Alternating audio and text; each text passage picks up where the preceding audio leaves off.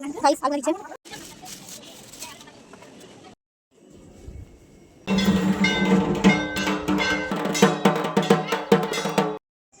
দাদা এখানে কাসর বাজাচ্ছে আর ডান্স করছে। আমার মা এখানে মাকে বরণ করছে।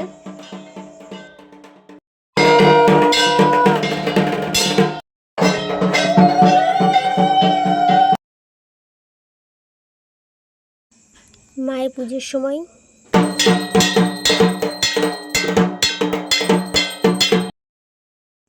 মায়ের পুজো শেষ। মাকে নিয়ে যাওয়ার সময় এটা আমাদের দিঘিতে, সবাই জানো। এই যে মায়ের মুখ, তোমরা আরেকবার ভালো করে দর্শন করে নাও।